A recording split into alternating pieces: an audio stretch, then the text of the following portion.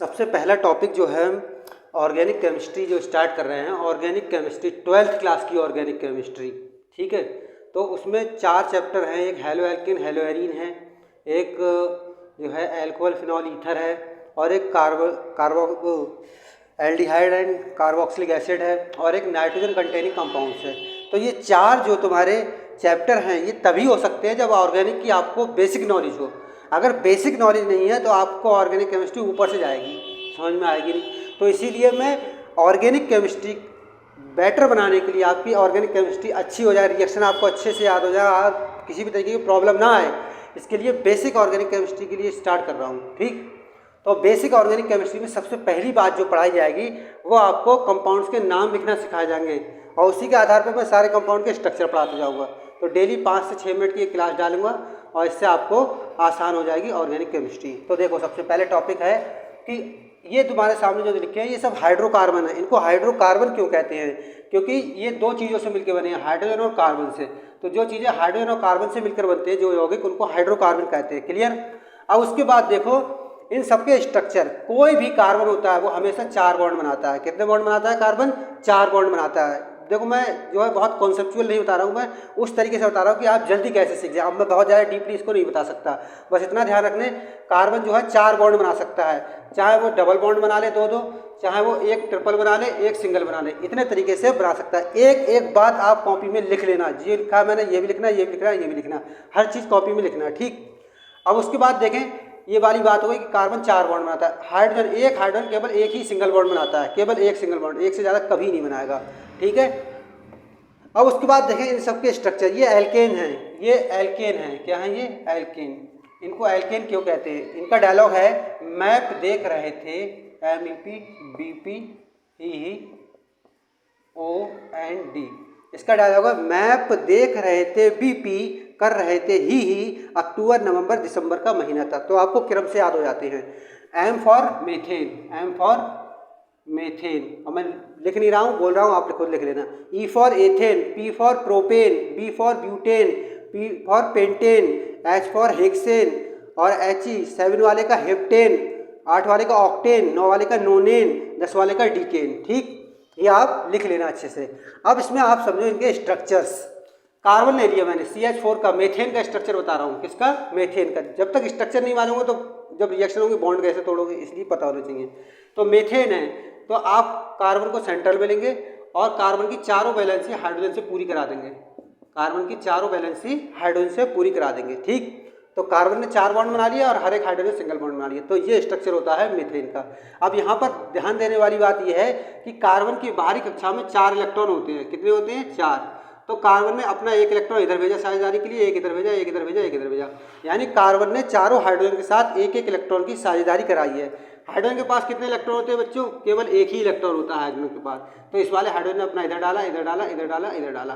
तो यहाँ पर एक बॉन्ड जो बनता है वो 2 इलेक्ट्रॉनों की साझेदारी से बनता है। एक इधर वाला हाइड्रोजन ने दिया एक इलेक्ट्रॉन, एक कार्बन ने अपना इलेक्ट्रॉन दिया, तो एक सिंगल बॉन्ड बन गया। समझ में आ गई बात? अब अगर हम कार्बन के इलेक्ट्रॉन काउंट करें तो कितने हो गए? 2 4 6 8। तो इसे कहते हैं अष्टक का नियम, यानी कार्बन के 8 इलेक्ट्रॉन पूरे हो गए, तो इसको कहते हैं कि इसकी संयोजकता पूरी हो गई। क्लियर? तो एक बॉन्ड में कितने इलेक्ट्रॉन आते हैं? 2। एक किसका होता है? इधर वाले का, एक किसका होता है? इधर वाले का। जैसे इसकी अगर हम बात करें तो इसमें एक इलेक्ट्रॉन हाइड्रोजन का है, एक इलेक्ट्रॉन कार्बन का है। क्लियर? इस बात को भी कॉपी में लिख लेना। ठीक, अब एक स्ट्रक्चर और देख लेते हैं, C2H6 एथेन। एथेन का स्ट्रक्चर देखते हैं, ये नोट कर लेना, हर बात नोट कर लेना, एक एक बात, जैसे मैं लिख रहा हूँ। C2H6, तो C2H6 में कभी भी ज़्यादा कार्बन दे दे, एक साथ बहुत सारे कार्बन दे दे, तो जितने भी कार्बन हैं उनको सिंगल बॉन्ड से जोड़ लो। सबसे पहले क्या करो, जितने भी कार्बन हैं उनको सिंगल बॉन्ड से जोड़ लो। तो 2 कार्बन है, दोनों को मैंने सिंगल बॉन्ड से जोड़ लिया। अब बाकी बैलेंसी मैं हाइड्रोजन से पूरी कराऊंगा। हाइड्रोजन से एक बॉन्ड के साथ बैलेंसी पूरी करा दो। तो देखो, कार्बन की बैलेंसी एक इधर से पूरी हो गई। ठीक है, अब 3 और पूरी करनी है इस कार्बन की, तो 3 हाइड्रोजन हमने इसमें लगा दिए ऐसे करके। 3 हाइड्रोजन हमने इसमें ऐसे लगा दिए। अब इस कार्बन के देखो 4 बॉन्ड बन गए, 1 2 3 4, 4 बैलेंसी इसकी पूरी हो गई। ठीक, इस कार्बन की अभी एक ही बैलेंसी हो पा रही है। हमारे पास 6 हाइड्रोजन थे, 3 हमने खर्च कर दिए, 3 यहाँ पर लगा दिए, तो इसकी भी बैलेंसी अब देखो आप पूरी हो गई। ठीक है। ये बॉन्ड जो है दोनों के हिस्से में काउंट होता है, ऐसा नहीं हो किसी के हिस्से में काउंट होगा।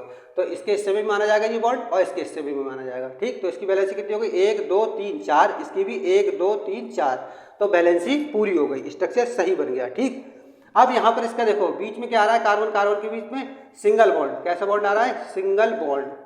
सिंगल बॉन्ड आ रहा है तो सिंगल बॉन्ड आएगा तो उसी को एन कहते हैं। सिंगल बॉन्ड को क्या कहते हैं बच्चों, एन कहते हैं। सिंगल बॉन्ड को क्या कहते हैं, एन। तो इसीलिए दो कार्बन का रूट वर्ड क्या होता है, एथ। अब सिंगल बॉन्ड है चूंकि कार्बन के बीच में, इसीलिए एथ के आगे आप एन लगाएंगे तो एथेन बन जाएगा। ठीक, ये रूट वर्ड में लिख दे रहा हूँ, वो वाले नाम अलग लिखना, रूट वर्ड अलग लिख दे रहा हूँ। प्रॉप, उसके बाद but, pent, hex, hept, oct, non, dec. ठीक, तो अगर कार्बन कार्बन के बीच में किसी कंपाउंड में सिंगल बॉन्ड है तो एन लगाएंगे आप इन रूट वर्ड के आगे, और अगर डबल है तो वो आगे पढ़ाएंगे। ठीक, तो बाकी स्ट्रक्चर आप बनाने की कोशिश करना, मैं अगले लेक्चर में सब स्ट्रक्चर बनवाऊंगा। ठीक, अच्छा ये देखो, ये आपको याद कर लेना कि एक कार्बन को मेथ कहते हैं, यहाँ लिख ले रहे हैं। एक कार्बन को मेथ, 2 कार्बन को एथ, 3 कार्बन को प्रॉप, 4 कार्बन को ब्यूट, 5 कार्बन को पेंट, और 6 कार्बन को हेक्स, 7 कार्बन को हेप्ट, 8 कार्बन को ऑक्ट, 9 कार्बन को नॉन, 10 कार्बन को डेक कहते हैं। ये आप याद कर लेना। ठीक है, अगर मान लो कोई 4 कार्बन वाला कंपाउंड है, ठीक, और उस चारों कार्बन के बीच में सिंगल बॉन्ड है, कितने बॉन्ड है, सिंगल, तो आप उसके जो रूट वर्ड है इसके आगे एन लगाएंगे तो नाम क्या हो जाएगा, ब्यूटेन। ठीक, आगे देखो एक और बनवा देता हूँ। मान लो इसमें से मैंने कोई सा उठा लिया, ये उठा लिया C5H12, C5H12, C5H12 उठा। अभी मैंने तरीका बताया था, इसका बॉन्ड स्ट्रक्चर बनाने के लिए आपको 5 कार्बन को सिंगल बॉन्ड से जोड़ देना है। तो 5 कार्बन आपने सिंगल बॉन्ड से जोड़ दिए। अब आपके पास हाइड्रोजन कितने हैं, 12, तो इन सब कार्बन की वैलेंसी हम पूरी करानी है। तो इस वाले कार्बन की देखो, एक तरफ से देखते हैं, इस वाले कार्बन की एक वैलेंसी पूरी हो रही है, एक ही बॉन्ड बनाया मतलब एक वैलेंसी पूरी हुई, तो इस पर हम 3 हाइड्रोजन लगा दे रहे हैं, जिससे इसकी वैलेंसी पूरी हो गई 4, 1 2 3 4। इसकी एक इधर से पूरी हो रही है, एक इधर से, तो इसकी 2 की ज़रूरत है, तो 2 हाइड्रोजन हमने इस पर लगा दिए। इसमें भी एक इधर से पूरी हो रही है, इधर से हो रही है, 2 की ज़रूरत है तो एक इधर लगा दिए, एक इधर लगा दिए। ऐसे ही इसमें देखो, अब इसमें एक ही पूरी हो रही है तो इसे 3 की ज़रूरत है। कितने की ज़रूरत है, 3 की। देखो टोटल 12 ही हाइड्रोजन खर्चे में आए होंगे, 1 2 3 4 5 6 7 8 9 10 11 12। ठीक है, ये स्ट्रक्चर हो गया। तो सभी कार्बन के बीच में सिंगल बॉन्ड आ रहा है, और ये कितने कार्बन है, 5 कार्बन का रूट वर्ड क्या होता है, पेंट। अब सिंगल बॉन्ड आ रहा है, इसीलिए इसके आगे आप एन लगा देंगे तो नाम हो जाएगा इसका पेंटेन। क्लियर। अच्छा, ये सबके आप कैसे याद रखोगे एल्केन के डायरेक्ट, तो इसका तरीका बता दे रहा हूँ। अगर 6 कार्बन है तो हाइड्रोजन कितने लेंगे आप, इसकी तरीका याद कर ले, फॉर्मूला है एक। तो अगर 6 कार्बन है तो हाइड्रोजन दुगना कर दो और 2 जोड़ दो, दुगना, तो 6 का दुगना कितना होगा, 12, और 12 में 2 जोड़ दोगे तो कितना आ जाएगा, 14। ये तरीका होता है कार्बन से हाइड्रोजन निकालने के लिए, ये सिर्फ एल्केन के लिए लगता है। ठीक, इतना आप अपनी कॉपी में अच्छे से लिख लेना, एक एक बात को, कोई बात छोड़ना मत।